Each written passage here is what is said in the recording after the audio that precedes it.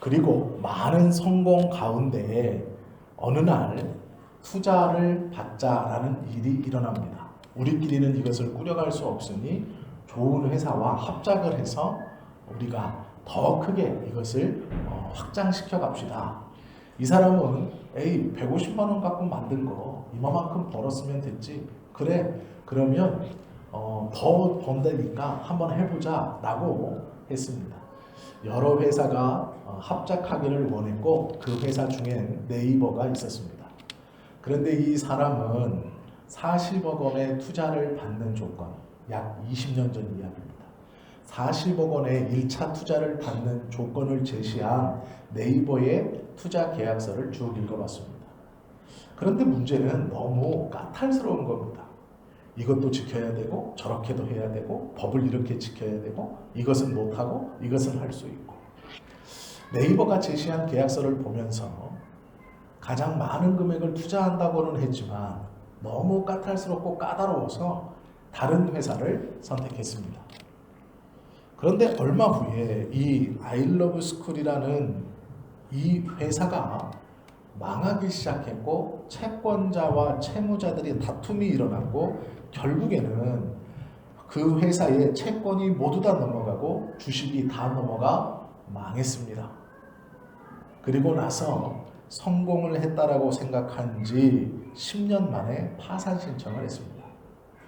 그 빚을 갚지 못하여 파산 신청을 했죠. 그리고 이 사람이 벤처를 준비하는 후배들에게 권면하기를 이렇게 말합니다. 너무 쉽게 성공하는 것을 부러워하지 마라. 성공에 취하지 마라. 10,000명이 시도하면 1명만이 살아남는다는 것을 기억하라. 그리고 그 성공에 도취되지 마라. 도취되는 순간 망하는 길이다. 이렇게 이야기하고 강연하고 있습니다. 아이러브스쿨이라고 하면 저희 때도 유명했지만 아마 많은 분들이 아시는 사이트일 겁니다. 150만 원을 가지고 설립했던 그것이 수많은 돈을 벌어들이게 되고 그 성공 가운데 도취되어서 한 사람의 삶이 완전히 망가졌습니다. 돈 씀씀이가 커져 봤던 사람이 또한 큰 집에 살아봤던 사람은 작은 집에 사는 것이 힘든 겁니다. 몇 배로 더 어렵고 힘듭니다.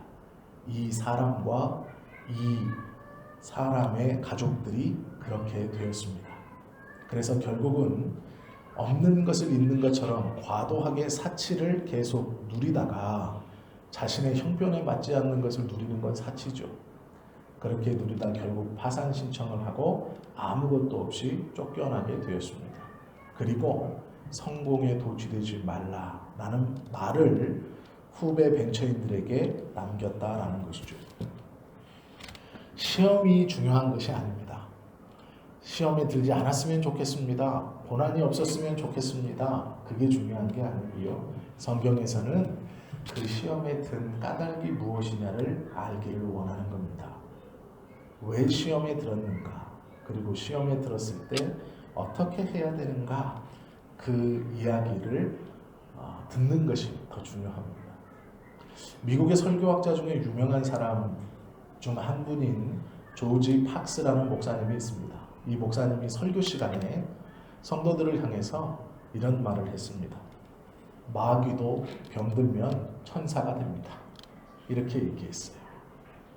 아무리 악독한 사람도 죽을 병에 걸리면 천사가 된다는 거예요. 아무리 독한 사람도 자기가 병에 걸리고 몸이 아프면 이해심이 늘어나고 인정하게 되고 다른 사람에게 도움을 구하게 되고 또한 자기도 그렇게 독하게 살지 않으려고 변한다라는 겁니다. 마귀도 병들면 천사가 된다. 우리가 한 번쯤은 생각해 보아야 될 이야기입니다. 병이 든다는 것 누구도 원치 않는 일이죠. 그러나 그것을 통해 하나님께 더 가까이 갈 수 있다면 어쩌면 그것은 하나님이 베풀어 주신 유익일지도 모르겠습니다. 그래서 주님의 마음을 온전히 알 수만 있다면 어쩌면 그것이 하나님께서 은혜를 주시는 그에게 독특한 은혜를 주시는 방법일지도 모르겠다라는 것이죠. 잠언 30장에 보면 이런 말씀이 있습니다. 곧 헛된 것과 거짓말을 내게서 멀리 하옵시며 나를 가난하게도 마옵시고 부하게도 마옵시고 오직 필요한 양식으로 나를 먹이소서. 혹 내가 배불러서 하나님을 모른다 여호와가 누구냐 할까 하오며 혹 내가 가난하여 도둑질하고 내 하나님의 이름을 욕되게 할까 두려워함이니라. 이렇게 권면합니다. 나를 하나님 너무 부자로 만들어 내 입으로 하나님이 누구냐라고 말하지 않도록 도와주시고 또 너무 가난하여서 내가 할 수 없이 도둑질하는 것으로 인하여 하나님의 이름을 욕되지 않을 수 있도록 하나님 너무 부하게도 너무 가난하게도 하지 마십시오 라고 묵상하는 것이죠. 평범할 때 또는 성공해 있을 때 가난할 때 우리의 영혼과 믿음이 온전히 주님을 바라볼 때 혹은 그렇지 못할 때 모두 다 시험에 들 수 있습니다. 시험은 들었다는 게 중요한 게 아닙니다. 의미가 중요합니다. 이 시험이 나에게 무엇을 의미하느냐라는 것이 중요하죠. 바울은 복음을 열심히 전했습니다. 그런데 그에게 걸림이 있었습니다. 육체의 가시라고 표현하는 것이 있었습니다. 어떤 이는 그것이 눈병이라고 얘기하고 어떤 이는 폐질환이라고도 얘기하고 어떤 이는 간질이라고도 이야기합니다. 생각해 보십시오. 하나님의 말씀을 전하고 바울의 그림자와 손수건만 얹어놓아도 귀신이 떠나가고 병자들이 나았던 그 바울이 눈병이 있어 눈에 진물이 계속 고이고 간질이 있어 말씀을 전하는 중 발작을 일으키고 기도하던 중 그 간질로 인하여 어눌함이 드러날 때 바울은 그것이 얼마나 큰 아픔이고 시험이었겠습니까? 그것을 떨쳐내고자 바울은 기도했습니다. 그리고 하나님의 뜻을 깊이 묵상했습니다. 그런데 그 묵상 중 이 약함이 오롯이 그리스도를 드러내는 은혜이구나 라는 것을 깨달았습니다. 그리고 그의 마음속에는 하나님이 말씀하셨습니다. 내 은혜가 내게 족하다. 내가 약할 그때가 오히려 강함이라 라고 말씀하셨고 바울은 그것을 아멘으로 받았습니다. 우리가 아는 것처럼 신약성경 대부분의 서신서를 쓴 바울은 누가가 바울이 부르는 것을 대피를 해줬고 바울은 그 맨 마지막에 나 바울이 친필로 쓴다라는 것만 자기가 썼습니다. 그만큼 건강이 시력이 좋지 못한 사람이었습니다. 그는 외모적으로도 보잘것없어 그를 본 사람이 이렇게 증언했습니다. 글로 보았을 때는 힘있고 권위가 있었던 바울이 직접 만나 말을 들어보니 약하고 보잘것없었다 라고 증언한 것도 성경에는 있습니다. 바울은 그것을 시험으로 여겼습니다. 그런데 문제는 그 시험 속에 들어있는 의미를 전혀 다르게 하나님의 은혜로 붙들어 해석하고 그 은혜를 붙들고 한평생을 살아갔다는 데 있다라는 것이죠. 시험에 당하면 소망을 품을 수 있는 것입니다. 의미가 중요하고 그 다음에는 무슨 소망을 가지고 있는가, 무슨 마음을 먹고 있는가가 중요합니다. 이야기를 하나 들려드리겠습니다. 예를 든 겁니다. 두 사람이 아픕니다. 배가 아픕니다. 몹시 아파요. 말할 수 없을 정도로 너무나 아프고 힘이 듭니다. 숨 쉬는 것조차 힘들고 물을 마시지도 못할 것 같고 앉아도 누워도 어떻게 해도 이 배가 가라앉지 않습니다.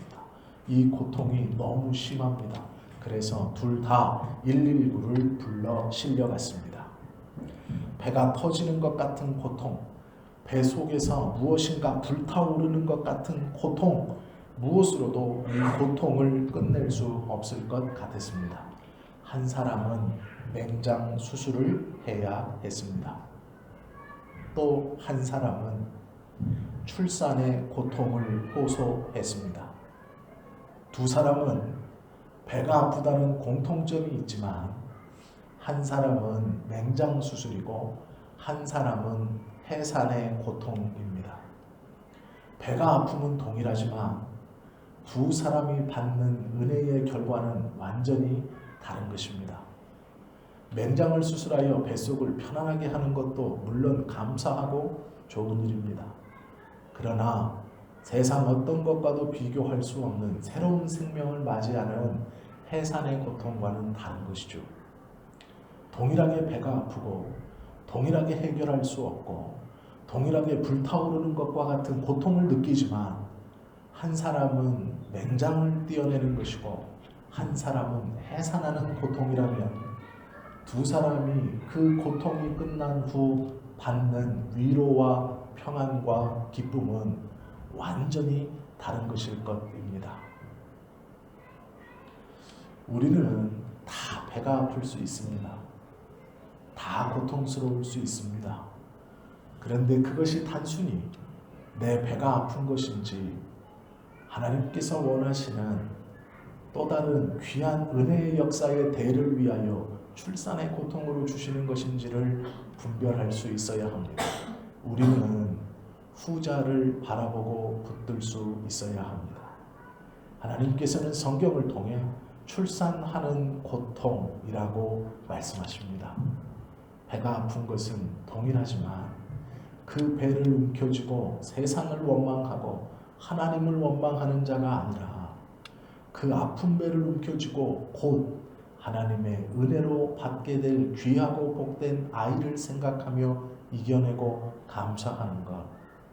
우리가 처한 이 고통 속에서도 하나님의 은혜를 붙들고 기대하는 것. 그것이 시험 속에 들어있는 소망의 문제입니다. 우리가 겪고 있는 고통은 단순히 배가 아픔일 수 있고 어쩌면 해산의 고통일 수 있습니다. 그것은 기한과 달이 차기 전까지 아무도 모릅니다. 어떠한 것이 해산의 고통인지 우리는 알 수 없습니다. 성령의 인도하심 따라 소망을 붙들 때 우리는 그것이 하나님께서 의미 있게 주시는 고통이라는 것을 알 수 있다라는 것이죠. 시험은 누구에게나 언제든지 올 수 있습니다. 잘 되고 평안했을 때에도 그렇지 못할 때에도 옵니다. 영적으로 하나님과 정말 가까웠을 때에도 올 수 있습니다. 착각하시면 안 되는 것이 시험은 꼭 무엇인가 부족하고 믿음에서 떨어지고 나의 신앙이 아래로 가라앉을 때만 온다고 생각하시면 안 됩니다. 최고조에 이르렀을 때 나의 가장 믿음이 빛나는 그 시간에도 시험은 올 수 있습니다. 예수님께서 공생애를 사시기 전 40일 동안 광야에 나가 금식하셨습니다. 그 40일의 금식 기간은 이 땅에서 하나님의 뜻을 펼치기 위하여 이제 3년 반의 공생애를 출발하시기 직전입니다. 하나님의 뜻에 가장 민감했을 시기입니다. 우리로 말하면 영적으로 가장 예민하고 가장 민감하고 방금 전까지 광야에서 하나님의 음성을 듣고 교통하면서 자기가 이 땅에서 무엇을 해야 하는지 분명한 사명과 소명을 받았을 직후입니다. 그런데 놀랍게도 마귀는 그때 다가옵니다.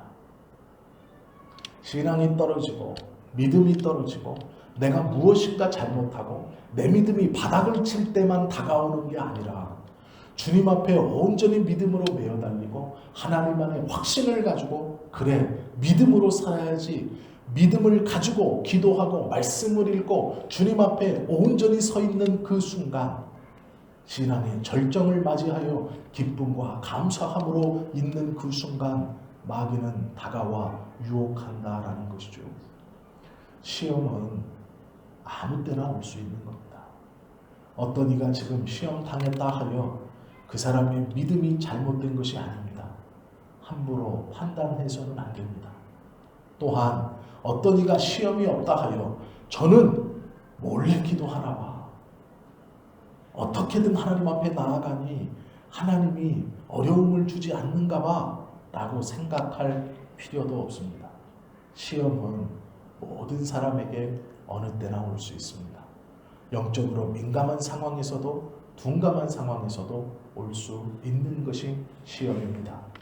시험이 어느 때 오느냐가 중요한 게 아니라 그 시험 속에 무엇을 붙들고 있느냐가 중요합니다.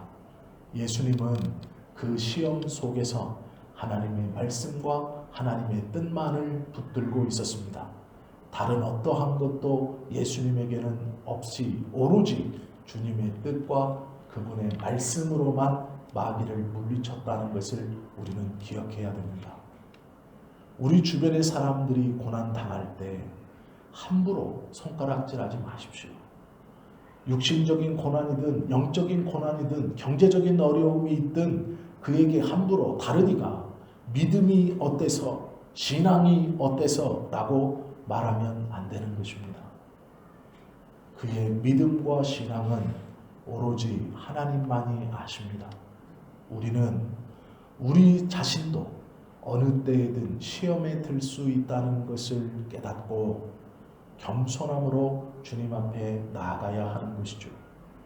성전 안에 우리 눈에 보이는 부자가 왔다 하여 그를 높이고 겉으로 보기에 초라한 사람이 왔다 하여 그를 낮추는 것은 시험이 영적으로 민감한 사람에게는 오지 않고 영적으로 어린아이와 같은 사람에게만 온다라고 하는 착각과 같은 큰 착각입니다. 그것은 하나님께서 결코 원치 아니하시는 것입니다. 디모데후서 3장 12절 말씀에 보면 무릇 그리스도 예수 안에서 경건하게 살고자 하는 자는 박해를 받으리라 말씀하고 있습니다. 오히려 시험은 하나님의 뜻 안에 온전히 살고자 하는 그들에게 더 찾아온다라는 것이죠. 내가 주님의 뜻에 맞추어 더 잘, 더 부지런히, 더 열심히 하나님의 뜻에 맞추어 살아야지 할 때 오는 것이 시험이다라는 것이죠. 어쩌면 지금 시험에 들고 있는 그 사람은 나보다 오히려 더 경건히 주님의 말씀을 붙들고 살려고 하는 결심으로 인하여 그 시험을 당하고 있는지 모르겠습니다. 구약에 우리가 다 아는 다윗과 골리앗의 이야기를 아시죠? 골리앗은 이스라엘 장군 포함하여 어떠한 병사도 이길 수 없다라고 선언했던 사람입니다. 심지어는 그가 하나님을 모욕할 때조차도 왕조차 그 앞에 나아가 꾸짖지 못했습니다. 골리앗은 넘을 수 없는 산이었습니다. 아낙 자손이었고 그 블레셋의 군대의 장관이었던 골리앗을 어떤 이스라엘 백성도 이기지 못할 것은 자명했습니다. 그 골리앗 앞에 선 사람이 다윗입니다. 생각해 보십시오. 10대의 후반인 다윗이 군대에서 잔뼈가 굵은 골리앗 앞에 서서 마주 섰다는 것은 이길 수 없는 큰 시험에 직면했다는 것입니다. 그것이 자이든 타이든 골리앗은 다윗의 삶에 넘을 수 없는 너무도 거대한 벽과 같은 존재였습니다. 어쩌면 다윗의 생명을 한 번에 끝낼 수 있는 무서운 사람입니다. 그런데 그 시험을 하나님은 다윗을 통하여 다윗을 일약 이스라엘 백성들의 모든 시선을 주목해 하는 사다리로 사용하십니다.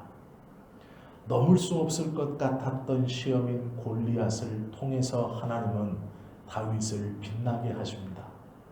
다윗을 주목받게 하시고 다윗을 결국 이스라엘 왕으로 삼아 주신다라는 것이죠.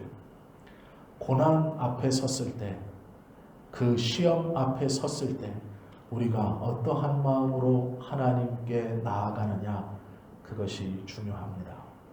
고난과 시험은 우리를 넘어뜨리는 것이 아니라 우리의 이름을 더욱더 빛나게 하는 귀한 은혜의 사다리가 될 수 있습니다. 지금 어려움과 고난 가운데 있다면 포기하지 마십시오. 스스로 자책할 필요도 없습니다. 나의 신앙이 무뎌져서 내가 무엇인가 잘못하여서 이 어려움과 아픔에 들어가는가? 아니요. 그렇지만은 않습니다. 예수님을 보아도 그렇지 않다는 것은 명백합니다. 이 시험과 고난과 아픔을 통해 나의 삶이 무너지고 마는가? 그렇지 않습니다. 다윗 앞에 섰던 골리앗을 기억하십시오. 넘을 수 없는 산 같은 골리앗이지만 하나님은 그 일을 통하여 다윗을 높이셨습니다. 우리가 어떠한 하나님의 은혜를 붙들고 끝까지 포기하지 않는가가 중요합니다. 그 속에서도 줄기차게 하나님의 계획과 하나님의 은혜를 붙들고 있는 것이 중요합니다. 그 믿음의 시각을 가지고 있어야 넉넉히 이길 수 있는 시험을 감당할 만한 자에게 부어주시는 하나님의 뜻을 깨달을 수 있다라는 것이죠. 시험을 통해 우리는 겸손을 배울 수 있습니다. 시험에 들어보면 자신의 교만이 한낱 부지런 없다는 것을 알게 되죠. 그러기에 어쩌면 지금 우리가 당하는 시험과 고난은 겸손을 배우게 하시려는 하나님의 뜻일지 모릅니다. 또한 시험을 통해 우리는 지혜를 배울 수 있습니다. 하나님의 말씀을 더욱더 잘 깨달을 수 있고 그 하나님의 작은 음성에 평소에는 보이지 않고 깨닫지 못했던 주님의 말씀에 위로를 받고 하나님의 뜻을 온전히 깨닫는 그 놀라운 지혜를 시험을 통해 배울 수 있다라는 것이죠. 또한 시험을 통해 능력을 가질 수 있습니다. 넉넉히 견디는 능력, 하나님의 뜻을 줄기차게 붙들고 견딜 수 있는 은혜, 그것을 우리에게 배우게 하시고자 어쩌면 지금 우리를 시험과 고난 가운데 그 길을 걸어가게 허락하신 하나님일지 모릅니다. 이 뜻을 깨닫는 자와 그렇지 못한 자의 삶은 분명히 차이가 있을 겁니다. 그의 기도가 다를 것이고 그의 예배가 다를 것이고 그의 삶이 다를 것입니다. 바라고 원하기는 하나님의 말씀 앞에 위로를 경험하시고 또한 은혜를 붙들어 끝까지 포기하지 않는 이 놀라운 하나님의 은혜에 붙잡힌 바 되어서 시험에 들어갔다는 것이 중요한 것이 아니라 그것을 통해 온전한 믿음으로 성장해 갈 수 있는 놀라운 은혜를 언제나 충만히 받으며 살아가시기를 예수님의 이름으로 축원합니다. 기도하시겠습니다.